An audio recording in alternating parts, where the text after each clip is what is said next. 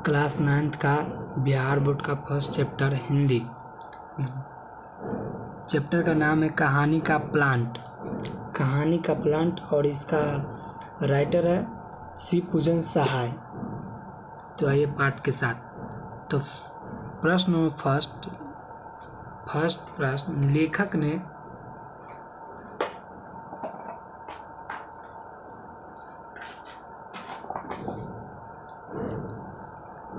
ने ऐसा क्यों कहा कि कहानी लिखने योग्य प्रतिभा मुझ में नहीं है, जबकि यह कहानी श्रेष्ठ कहानियों में से एक है। इसका सही उत्तर हो जाएगा, लेखक अपनी सहृदयता का परिचय देते हुए ऐसा कहा है कि कहानी लिखने योग्य प्रतिभा भी मुझ में नहीं है। जो बड़ा कहानीकार या रचनाकार होता है वह अपनी रचनाओं का स्वयं मूल्यांकन नहीं करता, बल्कि उनकी रचनाओं का मूल्यांकन आलोचक करते हैं।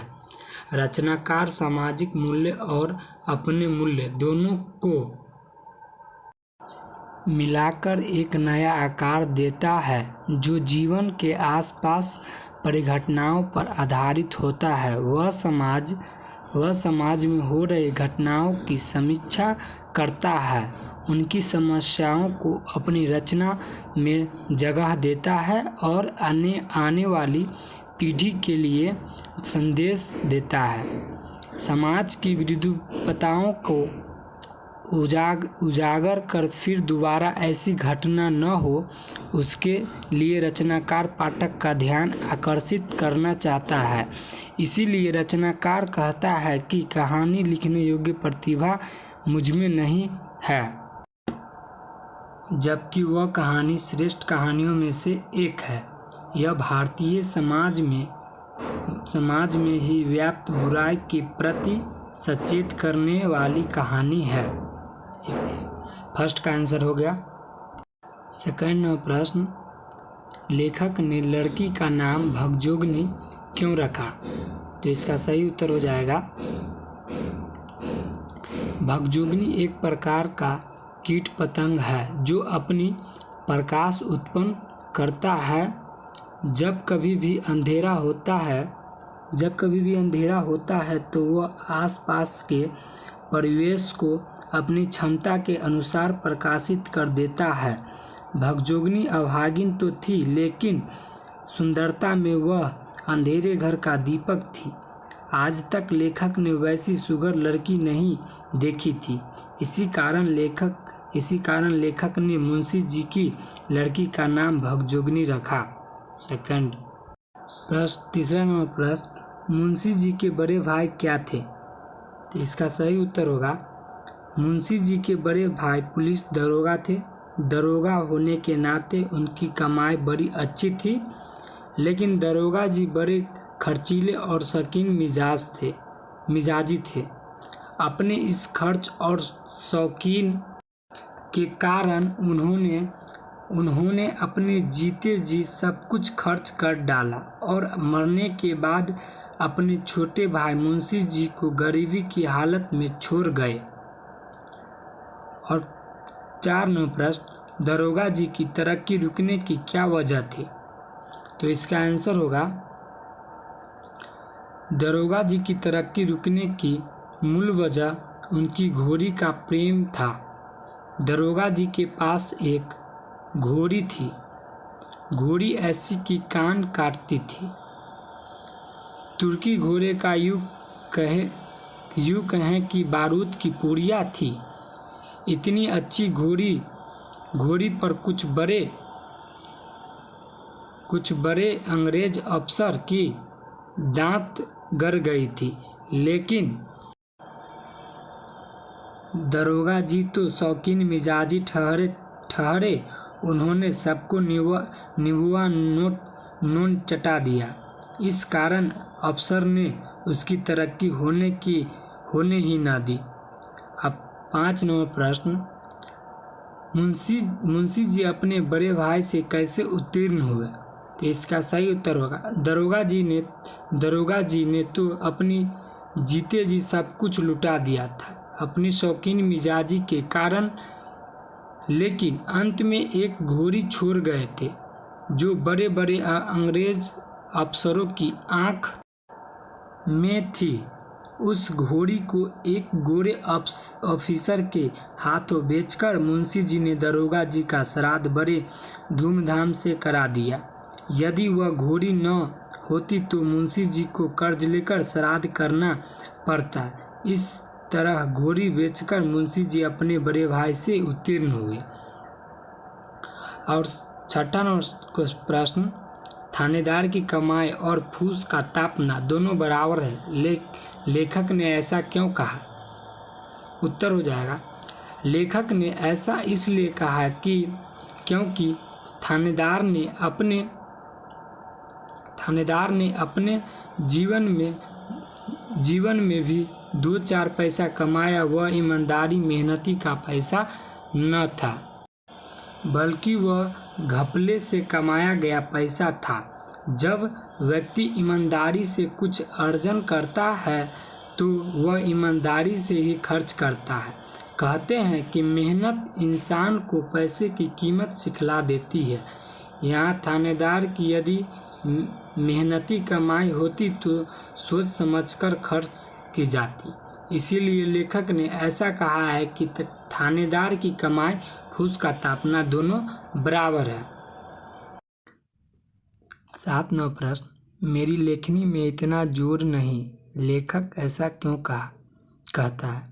तो इसका सही उत्तर हो जाएगा, लेखक ने ऐसा इसलिए कहा कि क्योंकि एक तरफ कहानी की नायिका भगजोगनी की अनोखी सुगराई और दूसरी तरफ उनकी दर्दनाक गरीबी, जिस पर तिलक दहेज का जमाना, इस दारुण स्थिति में उनका विवाह होना कठिन दिखाई पड़ता था। उनकी गरीबी के भयावह चित्र लेखक के हृदय पट को व्यवस्थित कर देता है। इसीलिए लेखक कहता है कि मेरी लेखनी में इतना जोर नहीं कि सच्ची घटना को प्रभावशाली बनाने के लिए भड़कीली भाषा का प्रयोग कर सकूं।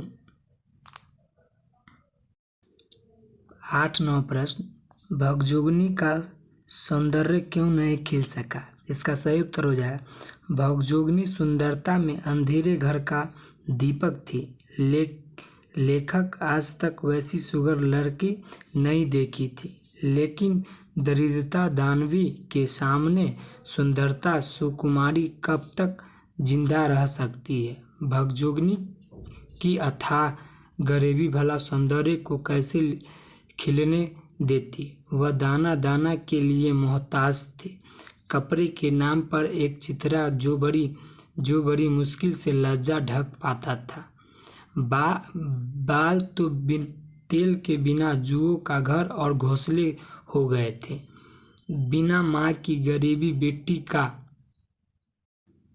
सौंदर्य भला कैसे खिले जब अन्न ही न नसीब में हो। प्रश्न नंबर 9, भगजोगनी गांव के लड़कों को बाट क्यों जोहती रहती थी? तो इसका सही उत्तर हो जाएगा, जब भूख की आग सताती तो वह विवश कर देती। उनकी खोज के लिए गांव के लड़के अपने अपने घर भरपेट खाकर जो झोलियों में जवेना लेकर खाते हुए घर से निकलते थे, तो भगजोगनी उनकी बाट जोहती रहती थी ताकि उसमें से थोड़ा सा उसे भी मिल जाए। तब भी मुश्किल से 1-2 मुट्ठी चवेना जुटा पाती थी। कुछ नहीं से कुछ ही सही।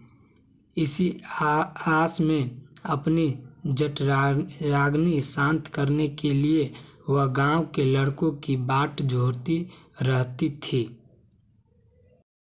प्रश्न 10, मुंशी जी गल फांसी लगाकर क्यों मरना चाहते थे?